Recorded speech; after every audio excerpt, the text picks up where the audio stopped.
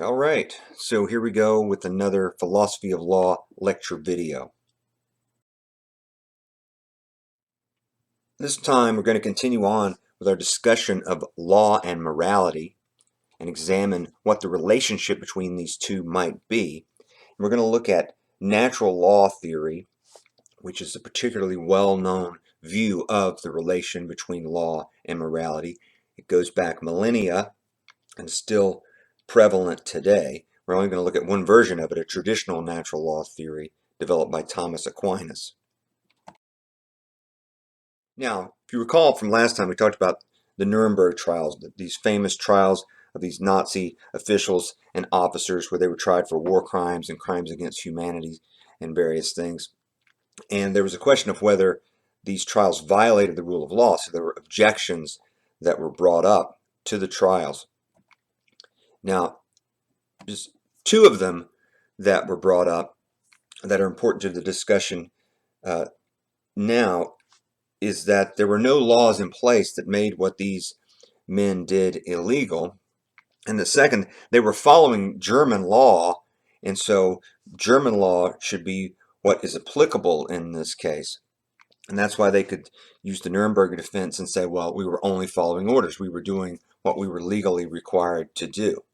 So the traditional natural law theory that we're going to look at today shows two replies to these objections to the Nuremberg trials. We will come back to the Nuremberg trials at the end of this video. But now we want to start with this question. What is the relationship between law and morality? There are various ways we can put this question. Another way is like so. Is there a necessary connection between law and morality? This time we're going to look at a view that says, yes, there is a necessary connection between law and morality. This view is known as natural law theory.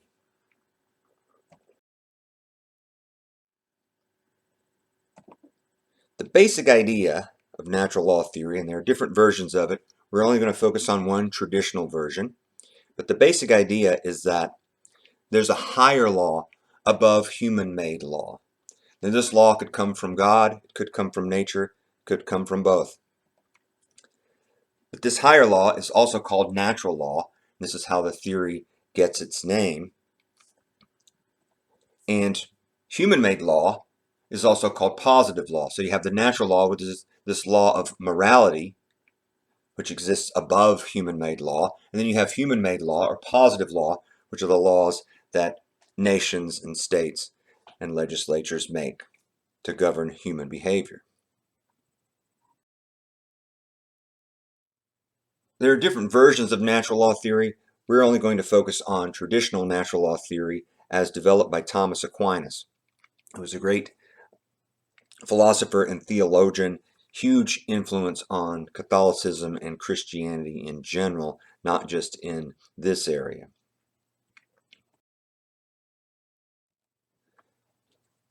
Now for Thomas, there are different kinds of law. Here we'll just look at two that are important for this discussion. One is the natural law. These are the laws of morality discovered by reason through which humans achieve the human good. The idea is that humans have a natural end, which is a certain kind of happy, flourishing human life, and that using our ability to reason, that we can figure out what we should do and shouldn't do in order to achieve the human good. That these are the rules we should follow. We shouldn't murder, we shouldn't steal, and various things like that. That merely by reasoning about them, we've discovered that refraining from doing these things and doing other things like being kind to people and things like that are ways for us to achieve a happy, flourishing human life. Human law, on the other hand, are the laws that humans make to achieve the good of everyone. So these are the rules we make that have punishments associated with them that are made by nations and states, etc., and that we should follow. And ideally, these human laws will reflect natural law because that's the only way we're going to achieve the human good of happiness and flourishing is by following the natural law. So the human law should reflect natural law.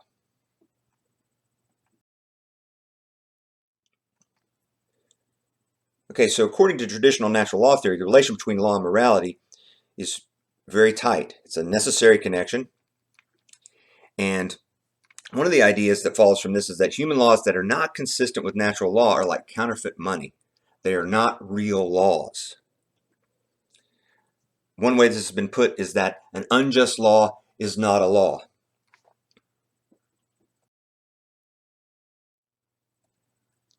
So a natural law argument here would go as follows.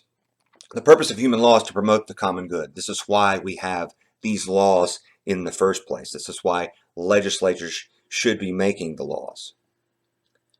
Human laws that are contrary to natural law do not promote the common good. So, such unjust laws are a perversion of law and thus have no legal authority. You have no obligation to obey these laws, and in fact, have a moral obligation to disobey these laws.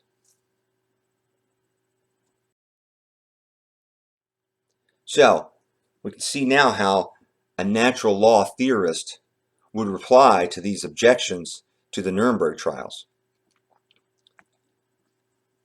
The first objection was that there were no laws in place. There were no laws against crimes against humanity and war crimes that these Nazi officials were charged with. Well, the natural law reply is that, well, there are higher laws than the laws that countries have made. There are laws of morality that just by merely using reason we can determine, yes, crimes against humanity are morally wrong. War crimes are morally wrong.